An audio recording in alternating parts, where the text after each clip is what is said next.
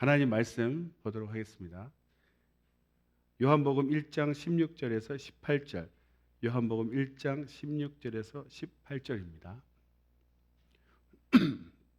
시작. 우리가 다 그의 충만한 데서 받으니 은혜 위에 은혜로라. 율법은 모세로 말미암아 주신 것이요 은혜와 진리는 예수 그리스도로 말미암아 온 것이라. 본래 하나님을 본 사람이 없으되 아버지 품속에 있는 독생하신 하나님이 나타내셨느니라. 아멘. 오늘 말씀의 제목은 독생하신 하나님입니다.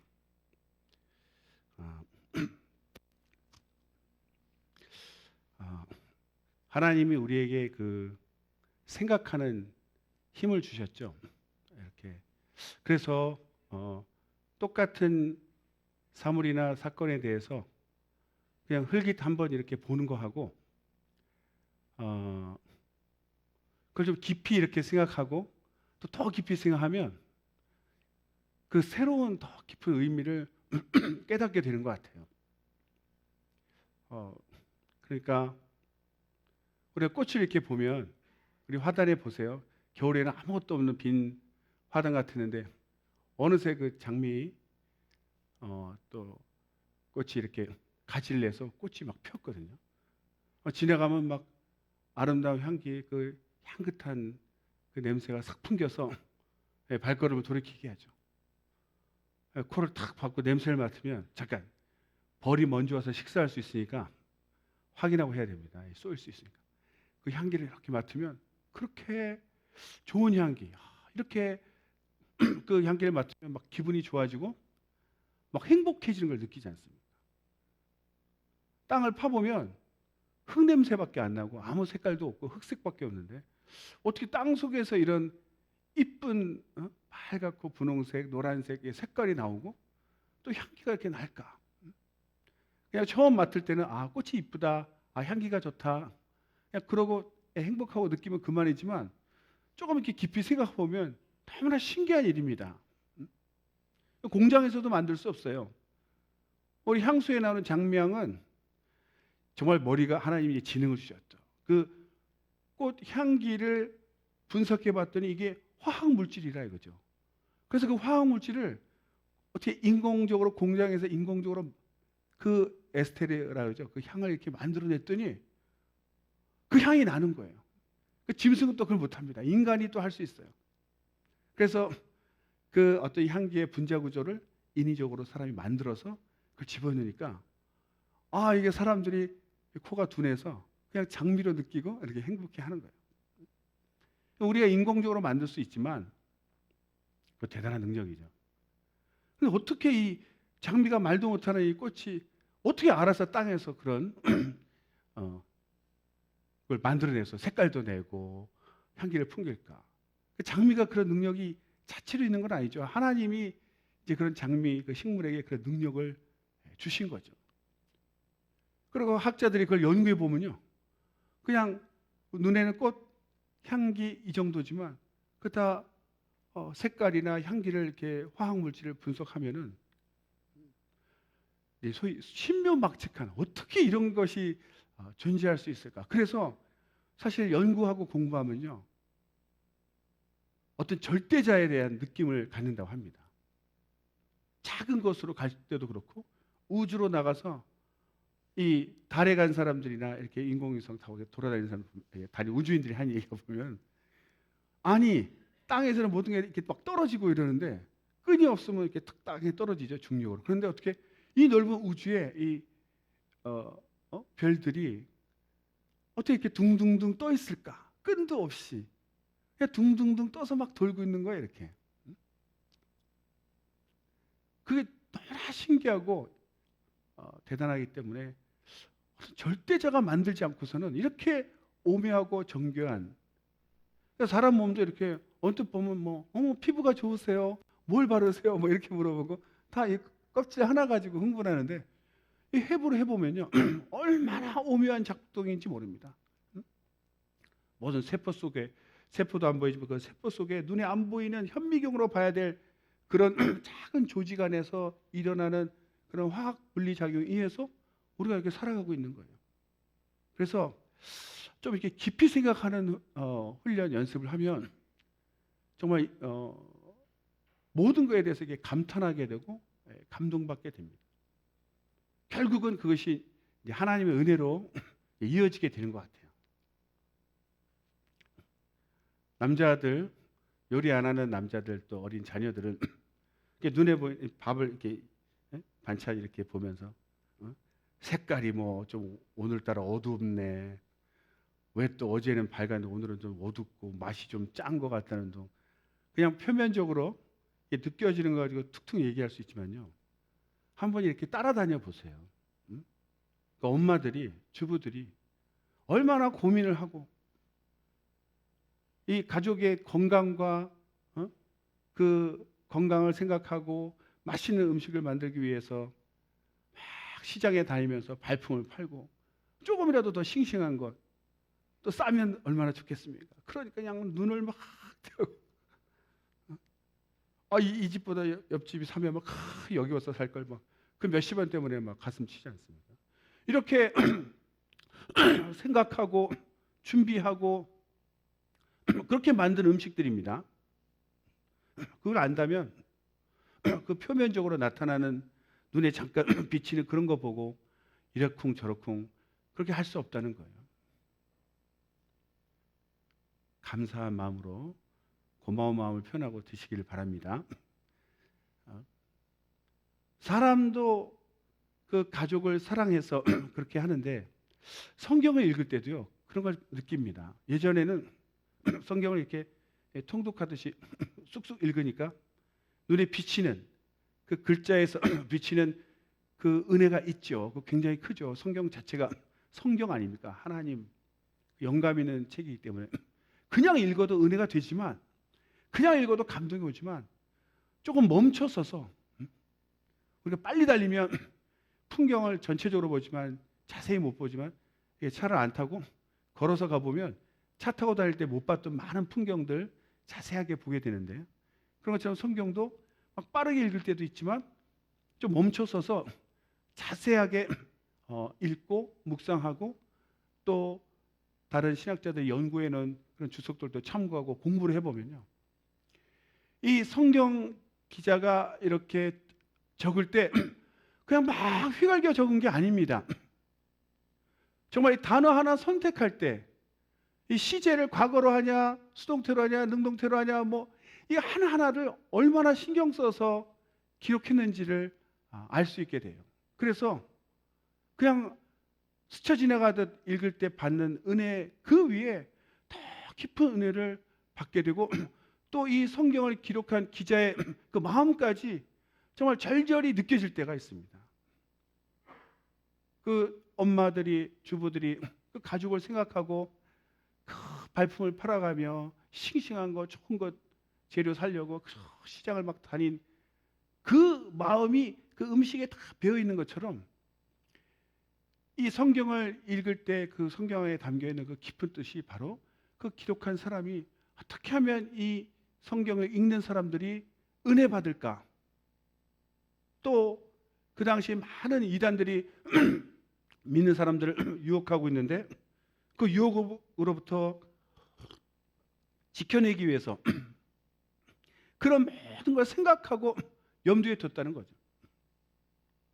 우리는 음식 볼 때 이건 뭐 미역국, 오뎅국, 뭐 김치 이러면서 그 제목만 보지만 그 음식을 만들 때 이 음식을 먹으면 우리 가족이 칼슘이 올라가고 뭐 뼈가 튼튼해지고 뭐 단백질이 보충되고 이런 깊은 생각하고 메뉴를 정하듯 그 성경도 정말 그렇게 하는 것 같아요. 이걸 읽음으로써 그 당시 유행했던 많은 그 마귀의 유혹으로부터 지켜내기 위한 그런 마음들이 있다는 것을 알게 됐어요. 그냥 이렇게 빨리빨리 읽을 때는 잘 몰랐습니다.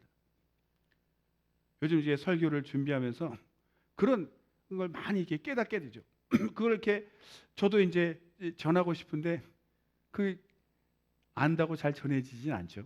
그래서 또 어째 이렇게 저도 해가지고 여러분들이 우리가 조금이라도 더 정말 요한복음에 대해서 더 깊이 은혜 받을 수 있도록 그렇게 준비를 한 겁니다. 그래서 오늘 본문은 요한복음 1장 16절에서 18절인데요. 그냥 읽을 때 우리가 다 그의 16절 우리가 다 그의 충만한 데서 받으니 은혜 위에 은혜로다. 충만이라는 단어 우리 교회에서 많이 씁니다. 충만하세요. 성령 충만하세요. 충만. 그냥 가득 찼다. 맞습니다. 근데 이게 이제 번역본으로 갈수록 아무래도 처음에 의미하고 조금 이렇게 축소되거나 좀 바뀔 수도 있죠. 그러니까 이제 가능하면 이제 원문에 뭐라고 썼을까? 그 당시에는 이게 무슨 뜻으로 썼을까? 이렇게 찾게 되는 거죠. 처음 이제 요한복음 이렇게 제가 1장 이렇게 보면서 1장이 굉장히 함축적인 내용이 들어있다고 제가 말씀드렸죠. 그래서 1장 1절에서 5절까지는 하나님이 말씀이 하나님과 함께 계셨다. 그 내용 내우면서 거기서는 이제 하나님이시다. 예수님은 원래부터 계셨던 하나님이시고 하나님과 함께 하신 하나님, 또 만물을 창조하신 창조주시다. 그 하나님의 신성을 강조하고 있죠. 그리고 보면 6절에서 16절까지는 침례 요한하고 비교하는 내용이 나옵니다. 처음에는 이제 완전히 하나님 그 자체시다 얘기하고 갑자기 침례 요한 나오면서 침례 요한은 빛이 아니고 빛을 증거하러 온 자다. 예수님이 참 빛이시다. 그런데 사람들이 알아보지 못하더라. 이 얘기를 왜 했겠습니까? 마귀는 어쨌든지 예수님이 하나님 아들이시다. 독생하신 독생자, 하나님의 외아들, 그 하나님의 아들이시라는 것을 계속 부인하게끔 믿지 못하게 하기 위해서 그 인본주의적인 종교, 사람 중심의 종교나 그런 것들을 계속 만들어내고 또 내부에서도 심지어 같은 믿는 사람 안에서도 영지주의자 같은 그런 것이 파고들어서 같은 기독교인인데도 다른 생각, 다른 예수를 믿고 있는 거예요. 자기는 믿고 있다고 생각하는데 엉뚱한 예수, 구원이 없는 예수 믿고 있고 심지어 유대인들이 굉장히 존경하고 따르는 구약시대의 대표자인 모세나 침례 요한이나 이런 사람들보다 예수님이 못한 것처럼 이렇게 유대인 안에서도 혼란스럽게 만든다. 그러니까 사도 요한이 계속 쓰면서 이런 내용을 쓰는 것은 그냥 쓴 것이 아니라 침례 요한은 여러 사람들이 막 예수님 오시기 전까지 얼마나 따랐습니까? 침례 요한도 우리가 따르는 메시아가 아니다. 그 참빛 하나님이 아니시고 그 빛을 증거하러 온 자다. 진짜 우리가 믿고 따라야 될 분은 빛으로 오신 빛이신 예수님이다. 이제 그걸 강조하는 거죠. 그리고 17절에서 19절에 이제는 모세 얘기가 나오는 거죠. 우리 구약을 대표하는 사람이 모세하고 선지자의 대표는 침례 요한이고 율법의 대표를 모세라고 하지 않습니까? 그럼 모세하고도 비교해서 이제는 모세의 율법 시대와 예수님이 오신 이 신약 세대를 구약 시대와 신약 시대를 완전히 구분해서 아주 짧은 3절이지만 그렇게 구분하고 있는 거죠. 그러니까 이런 쓴 사람이 이 성경을 기록한 배경 그런 환경을 알고 읽으면 은혜가 더 이렇게 자세해진다고 그럴까요? 확대해지고 깊어져서 이게 그런 뜻이 있었구나. 그냥 맛있다 이렇게 먹는 것이 아니라 어머니들이 그렇게 수고한 내용을 이렇게 알면 참 감격하지 않겠습니까? 밥이 좀 설었네 되네 이런 말 할 수 있겠습니까? 그런 것처럼 우리가 성경 읽을 때도 그런 배경을 알면 이런 깊은 뜻이 있었구나. 그러니까 강조하는 것이 계속 뭐냐면 예수만이 하나님의 아들이시다. 목사님 그거 당연한 거 아닙니까? 네, 당연한 거지만 우리끼리 믿고 있고 아무도 방해하지 않고 이단들이 와서 딴소리 안 하니까 너무나 당연할지 모르지만 나 혼자 있는데 이렇게 신천지도 와가지고 누가 와가지고 이상한 이론을 내세울 때 멍하니 듣다 보면 그런 것 같기도 해. 그럼 넘어가는 거예요. 그러니까 어쨌든지 그 당시에 지금 같지 않죠. 얼마나 많은 종교들이 있었습니까? 그래서 그 종교들로 인해서 예수님이 하나님의 아들이시라는 것이 우리는 너무나 당연하게 믿고 있지만 그것조차도 부인할 정도로 굉장히 공격이 심했던 거죠. 그래서 이렇게 기록했구나라는 걸 좀 알게 됐습니다. 이 충만도 우리가 이제 충만하지만 그 지난주에 1장 10절에 은혜와 진리가 충만하더라. 독생자의 영광을 보니 은혜와 진리가 충만하더라 할 때 그 은혜와 진리는 하나님의 성품을 나타내는, 구약에서 먼저 표현된 하나님의 성품이다. 그것이 충만하니까 그때 1장 10절 14절에 나오는 그 충만은 하나님, 예수님이 하나님의 아들이시라는 그 본성, 하나님의 그 본질, 본성에 대한 얘기라면, 지금 16절에 나오는 충만은 은혜가 충만하다. 그러니까 본성과는 좀 다른 은혜가 충만하다는, 완벽한 은혜라는 뜻의 그 충만, 본성과는 좀 다른 그런 충만인데, 거기서 나온 말이 은혜 위에 은혜로라. 그러니까 은혜 위에 은혜, 위에 은혜, 이렇게 이제 한국말로 뭐 은혜 위에 은혜라니까 은혜가 무지 많구나. 예, 맞습니다. 은혜가 막 넘쳐요. 막 계속 은혜가 막 쌓여요. 이렇게 생각할 수 있겠지만 원문으로 보면 그게 이제 안티라는, 안티, 우리가 얘기하는 안티, 그거하고 좀 다른데, 그 안티라는 그 단어를 쓰는데, 그 안티는 이제 사실 의미는 뭐뭐와 뭐뭐 이렇게 대조하다 이런 뜻이랍니다. 그런데 신약 성경에 쓸 때는 뭐뭐뭐 대신에, 이래 대신에라는 뜻이 있답니다. 그 보면 너희가 악할지라도 부모가 자식이 알을 달라 하면은 전갈을 주겠느냐, 뭐 빵을 달라는데 뱀을 주겠느냐 할 때 그 대신에 할 때 이 안티라는 단어가 쓰였는데, 여기서도 그 원문적으로 해석하면은 은혜 대신에 은혜로라 이런 뜻이거든요. 은혜 대신에 은혜, 오히려 더 어렵죠, 이상하게. 한글이 더 쉬운 것 같고. 근데 그 대신에가 원래 무슨 이제 어떤 의미로 쓰냐면, 뭘 하나를 다 썼을 때 이게 다 소비되고 나면 그 대신에 또 하나가 준비되어 있습니다. 이런 거죠. 우리 뭐 간단하게 예를 들어서 뭐 필터 사면은 추가로 하나 더 이렇게 준비해 두지 않습니까? 이거 떨어져도 당황하지 않고 바로 교체할 수 있게. 그런 것처럼 앞에 내가 먼저 받았던 은혜가 다 소진되면 대신이란 말이 또 다른 은혜가 준비되어 있다. 이게 무한 반복되는 거죠. 그러니까 하나님의 은혜가 우리에게 주어졌을 때 은혜가 다 뭐 사라진 것 같지만 계속해서 하나님이 그 은혜가 사라진 것 같으면 또 다시 은혜를 주시고 또 다시 은혜를 주셔서 계속 은혜가 무한 반복된다. 그런 뜻의 단어를 안티라는 단어를 썼는데, 한국말로는 이제 은혜 위에 은혜다. 뭐가 이렇게 막 늘어난 것 같지만 어쨌든 은혜는 은혜 받고 또 받고 은혜 받고 또 받고 계속해서 공급된다. 그런 뜻으로 은혜 위에 은혜로라 쓰신 것이죠. 그리고 그 다음 이제 17절에 이제 율법은 모세로 말미암아 주신 것이요 은혜와 진리는 예수 그리스도로 말미암아 온 것이다. 저도 이거 그냥 아멘이죠, 아멘이죠. 그 은혜와 진리 아멘이죠. 그런데 여기서 그 공부 보니까 단어에 굉장히 좀 집중을 하게 됐어요. 율법은 모세로 말미암아 주신 것이요, 이렇게 주신 것이라는 단어를 썼고, 은혜와 진리는 예수 그리스도로 말미암아 온 것이다 이렇게 돼 있죠. 그러니까 율법은 주신 것이고 은혜와 진리는 온 것이다, 왔다 이러는데, 이게 무슨 차이가 있나 그것을 이렇게 공부해 보니까요, 주셨다라는 거는 이제는 뭐 제 마음을 탁 알고 바로 뜨는군요. 이렇게 타이밍. 주신이라는 단어는 이제 세타를 누구는 뭐 대 뭐 여러 가지 발음하는데 이제 대로 통일하겠습니다. D로. 그러니까 주신이라는 단어가 쓰인 게 에도데라는 단어를 썼어요. 근데 항상 보면 알겠지만 이제 변형이 있지 않습니까? 에도데인데 원형은 이제 디돔이라는 그 동사인데, 지금 쓰여진 게 에도데는 그 수동태입니다. 수동태. 그러니까 수동태는 뭐냐면 자기가 주격이 있는 게 아니고 주격이 아니고 이렇게 피동적인 거죠. 수동적인. 그러니까 영어로 보면 이제 was given, 주어진 이런 뜻이죠. 뭐냐면 율법은 하나님으로부터 피조물, 그러니까 인간 모세는 인간이니까 피조물인데 피조물을 통해서 수동적으로 주어졌다.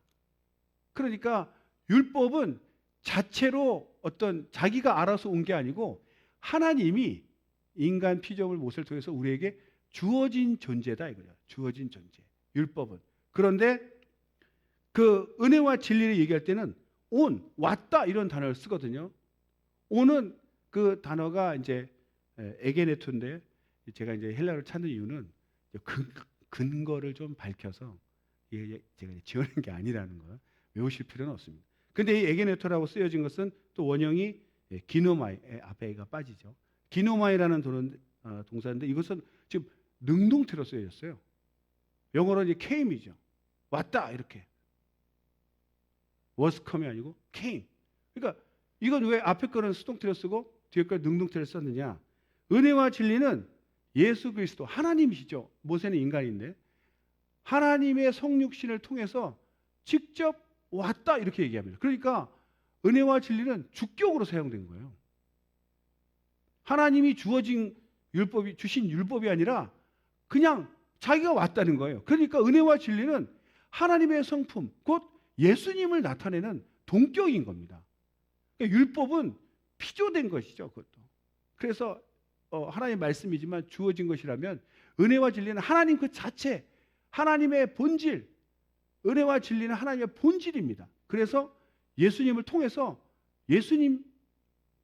온 하나님의 성품. 그러니까 이것은 차이가 율법과 이 은혜와 진리는 완전히 차이가 나는 거죠. 이것은 피조된 것이라면은 은혜와 진리는 하나님 그 자체 속성이기 때문에 구약에서 받은 율법과 예수님을 통해서 온 은혜와 진리는 완전히 질적으로 하나님이냐 하나님이 만든 피조물이냐 이렇게 차이가 난다는 거예요. 그러니까 이런 주신 이런 단어와 온이라는 단어가 그냥 주셨나 보다 왔나 보다가 아니라 그런 걸 하나하나 이렇게 생각해서 기록을 한 거죠. 왜 이렇게 자세하게 썼냐면 아까 말씀드렸지만 그 당시에도 많은 이제 이단들이 그 예수님을 가리기 위해서 많이 이렇게 공격을 했는데 그 충만이라는 단어도 그런 뜻이 있어요. 그 충만이라는 것이 그 영지주의자들이 이제 기독교인인데도 엉뚱하게 이제 정지주의 어떤 영향을 받은 사람은 그 충만을 가장 그 지고의 그 플라톤 시대로 말하면 이데아 같은 그 지고의 상태라고 생각해서 예수님이 오히려 거기서 오신 분이다. 그러니까 예수님보다 더 높거나 그래서 거기에서 예수님이 떨어져 나온 원불교도 믿으면요. 원 하나 그려놓고 이게 한국에서 만든 종교입니다. 원불교는 이성적으로 볼 때는 기가 막히게 만들어서 진리가 있답니다. 진리가 있는데 진리를 인정해요. 그런데 예수님이나 부처님이나 뭐 마호메트나 또는 우리까지도 누구나 그 진리를 깨칠 수 있다 이러고 돌을 닦아서 예수님도 그 진리를 깨친 사람으로 와서 우리에게 전파했다 이렇게 얘기하거든요. 그러니까 종교 이름은 다르지만 그 사상 자체가 다 그런 것이 있는 거예요. 마이가 만든 것 중에 예수님보다 더 뛰어난 그런 상태, 충만이라는 상태, 그런 상태를 그 말로는 이제 플레로마를 합니다. 그 충만하다 지난주에 할 때는 플레레스라고 그랬죠. 플레로마라는 그 충만한 그 어떤 완벽한 상태에 계신 한 분이 예수님인데 그분이 와서 이렇게 전했다. 이렇게 얘기하고 있다는 거죠. 그게 뭔가 하지만 사도 요한은 그게 아니다. 예수님 안에 충만이 있는 것이다. 하나님이 더 크신 분이고 그 안에 그의 충만하심을 우리에게 나타낸 것인데 이 주객이 바뀌어서 충만한 가운데 예수님이 나왔다. 그게 그거 같지만 굉장히 우리에게는 그러니까 예수님보다 더 높은 그러니까 뭡니까? 충만이라는 플레로마에서 나온 예수님이면 꼭 예수님 외에도 다른 또 누가 나올 수 있는 거예요. 왜? 예수님보다 더 큰 상태 존재니까 거기서 우주별에서 여러 우주인이 이렇게 찾아오듯이 또 먼저 나온 선지자고 그다음 뭐 부처가 먼저 왔고 그다음 예수님 왔고 그다음 뭐 마호멧 왔고 그다음 나야 이럴 수도 있는 거 아닙니까? 이단들이 그렇게 나온다는 거예요. 예수님은 그냥 인간과 똑같은 상태로 낮춰버리는 거죠. 그것이 아니고 하나님이 가장 크신 분이고 그 안에 충만함을 우리에게 나눠주신 것이다. 하나님 안에 충만이 있고 그 충만을 우리에게 나눠주신 것이다. 그러니까 하나님이 더 크신 분. 그러니까 하나님 외에는 없는 거죠. 우리가 믿는 독생하신 하나님은 이렇게 유일하신 하나님, 가장 크신 하나님. 그래서 예수님 이외에 다른 누가 올 수가 없는 것이고, 그러니까 예수님만이 유일한 길이다. 예수를 믿어야 영생을 얻는 것이다. 오늘 동영상에도 그 나오죠. 여러 불교나 힌두교가 얘기하지만 그냥 찾는데 길이 여러 가지 있다고 얘기해요. 정말 그러냐 이거죠. 그러니까 사람들이 그 아주 지적으로 그럴듯하게 만들어서 이게 이거고 저게 저거 같은데 알고 보니까 예수보다 더 높은 지고의 상태가 있어요. 그 충만한 상태에서 나온 사람들. 그 중에 한 분이다 예수님. 그럼 다른 사람도 나올 수 있고 다음에 내 차례. 저도 교주 하나 될 수 있는 거예요. 그것이 아니다. 그러니까 사도 요한이 이거 쓰면서 그 충만을 쓰면서 하나님이 가장 크시다. 그것을 강조하고 있는 거죠. 그래서 독생하신 하나님에 대해서 얘기하는데 조금 더 얘기하면 그 왔다라는 단어의 그 원형이 기노마이라고 말씀드렸죠. 세 번째 페이지입니다. 이 기노마이가 왔다라는 뜻 외에 발생하다 이런 뜻도 있답니다. 발생하다. 그러니까 어떻게 이게 해석이 되냐면 은혜와 진리는 예수님이 성육신하셔서 이 땅에 오셔서 그때부터 기독교가 시작됐다 이런 의미도 있다는 거죠. 그러니까 그냥 은혜와 진리가 왔다 할 때는 이제 제가 능동태로 해서 주격으로 하나님 그 본질이 오셨다 이렇게 얘기하지만 그 또 다른 의미는 발생, 시작됐다는 것이 있다는 거죠. 그래서 이 기독교는 예수님이 오셨을 때부터 완전히 새롭게 시작된 그런 종교라는 거예요. 구약의 율법으로 이어진 것이 아니라 구약은 구약으로 율법으로 시대로 끝나고 예수님이 오셔서 은혜와 진리 시대가 하나님이 우리에게 은혜와 진리를 베푸시는 그 시대가 새롭게 시작된 시대다. 그래서 그 아까 동영상에도 이렇게 보면은 예수님의 탄생을 통해서 완전히 시대가 구분된다고 되어 있죠. 그런 어떤 단어 하나에도 기노마이라는 단어 하나에도 이런 깊은 뜻을 갖고 있다. 연구해서 안 것 같지만 사실 그 단어를 선택할 때도 그런 것을 고려해서 쓴 것이 아닌가. 그래서 우리가 아는 이 독생하신 하나님, 계속 이 서두에 강조하고 있는 독생하신 하나님은 유일하신 하나님, 하나님 품에 함께 계셨던 하나님, 그걸 강조하고 있는 거죠. 아버지 품 속에 있는 하나님, 하나님을 본 사람이 없다. 본 사람이 없다는 건 무슨 뜻이냐면요. 그거 아시죠? 이렇게 구약의 출애굽기 얘기할 때 인간은 죄인이라서 하나님을 만나면 죽는다. 그 정도 하나님은 거룩하시고 영광 가운데 계신데 유한한 이 죄 많은 인간이 하나님을 뵈면 그 즉시 죽는다라고 생각하고 있는데 그렇게 위대하신 하나님을 알고 있는데 사람 중에서도 별 볼품없게 생긴 예수님은 마른 나무에 순같이 나왔다고 마른 땅에 순같이 나오시. 그럼 누가 봐도 아무 별 볼품없는 사람으로 오신 예수님이 내가 하나님이라 하니까 유대인들이 생각하는 하나님 뵙기만 하면 죽을 수밖에 없는 그런 영광 가운데 있는 하나님이 전혀 아니지 않습니까? 그러니 그 차이만큼 예수님을 죽이려고 했다는 겁니다. 하나님이 나타나시면 피해야 돼. 만나면 죽는 거야. 죄인은 하나님 거룩한 분 만나면 죽는다. 이렇게 생각하고 있던 유대인들인데 앞에서 왔다 갔다 하고 자기가 하나님이라 하니까 그게 말이 되냐? 어디서 거짓말을.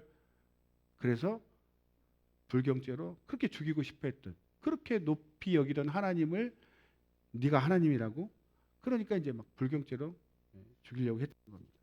그리고 아버지 품 속에 있는 그 품 속에 있다는 그 말 자체가 예수님이 하나님과의 아버지의 친밀성을 나타낸다는 거죠. 우리도 그렇게 하죠. 품이라는 게 가장 가까운 걸 나타낼 때 품이라 하지 않습니까? 품 속에 간직하다. 그 하나님과 하나님 아들 아버지의 그 친밀성이고 처음부터 계셨던 선제성이라고 하죠. 하나님과 하나님 처음부터 침례요한도 고백할 때 저가 나보다 앞선 것은 저가 나보다 먼저 계십니다. 나중에 나타나서 이렇게 예수님 후에 태어났지만 이 땅에 오신 것은 친후연보다 6개월 후에 태어나셨지만 원래 태초부터 계셨던 그 하나님, 그 하나님을 표현하는 말이 이제 품속에서 독생하신 하나님입니다. 마지막에 나오는 이 독생은 바로 유일하신 하나님의 아들. 다른 말로 하면 다른 모든 신들은 가짜다. 그건 하나님 구원으로 인도할 수 있는 신이 아닌 오직 하나님이 인정하시는 분은 하나님 품에서 홀로 계시고 홀로 오신 예수님 한 분뿐이다. 지금도 많은 종교들이 자기들도 구원이라고 하니까 인본주의적인 생각을 가진 사람들은 그 2000년 전이나 지금이나 기독교를 믿으면서도 어떻게 그 고집스럽게 예수님만 구원으로 가는 길이라 할 수 있냐. 그러니까 배타적이라는 소리 듣고 그러니까 우리가 그 핍박받는 거 아니냐. 다 뭐 이리저리 가는 길은 다르지만 다 천국에서 만나는 것이다. 그냥 길만 다르고 안내하는 자만 다르지 뭐 극락이나 어디서나 얘기하는 그 천국이라는 건 가보면 다 똑같아. 만나. 이렇게 만드는 이것이 바로 인본주의적이다 이거죠. 하나님이 인정하시는 분은 예수님밖에 없고 하나님이 보내시는 분은 예수님밖에 없어서. 그러니까 영생은 하나님 아버지를 아는 것과 그가 보내신 자 아들 예수 그리스도를 아는 것이다 했죠. 그러니까 아들을 통해서 가는 것만이 하나님 인정하신 예수다. 우리끼리는 문제 없습니다. 밖에 나가서 예수를 전하면 벌써 그런 데서 부딪히게 돼 있어요. 하나님을 믿는데 아들은 못 믿겠다. 어떻게 사람이 하나님이 될 수가 있냐? 어떻게 사람이 죽었다 살아날 수 있냐? 거기서 다 걸리는 거예요. 오직 성령으로 예수님이 하나님의 아들이시고 부활하신 것을 증거받은 사람만 그 확신을 가질 수 있는 거죠. 그래서 독생하셨다. 홀로 계신 하나님의 아들이 이 땅에 나타나신 유일하신 구원의 길이다. 그것이 그렇게 그 초대교회에 강조했던 것이죠. 그래서 그 당시에는 또 로마 제국시대에 얼마나 신들이 많습니까? 심지어는 황제가 자기가 신이라고 그랬어요. 그러니까 신인 황제를 믿지 않고 예수를 믿으면 바로 박해당하고 처형되기 때문에 비밀스럽게 믿었죠. 그래서 나온 게 뭐죠? 그 비밀 표시인데 요즘처럼 예수 믿으세요 하면 잡혀가니까 이 사람이 지금 예수 안 믿으면 목숨 걸고 예수를 전하는 겁니다. 전했는데 이 사람이 신고하면 나는 잡혀 죽는 거예요. 그러니까 이 사람이 예수 믿는지 안 믿는지를 알아야 되는데 어떻게 물어볼 수 있습니까? 그러니까 암호로 그 유명한 물고기 표시 있지 않습니까? 물고기를 간략하게 이렇게 손 두 개 하면 이렇게 물고기 되거든요. 이렇게 그려서 이렇게 보면은 이 사람 기독교인이구나. 알아보면 기독교인인 거예요. 뭐지? 이러면 기독교인 아니에요. 그렇게 암호처럼 썼던 그 물고기 유명하죠? 그 이름이 뭐죠? 물고기 이름이? 물고기? 이거 말고 헬라어로 뭐라 그러죠? 네, 발음은 다양하지만 한국 사람은 그냥 익투스라고 합니다. 익투스. 저렇게 생겼어요. 익투스 이렇게. 헬라어로 익투스인데 그 뜻이 물고기가 헬라어로 익투스랍니다. 근데 참 그 지혜를 쓴 거죠. 익투스가 밑에 나온 예수스 크리스토스 데우 히오스 소테르 이 글자의 앞 글자 이렇게 5단어로 되어 있는데 그 앞에 그 글자만 따서 모으면 익투스라는 물고기 이름이 똑같이 되는 거예요.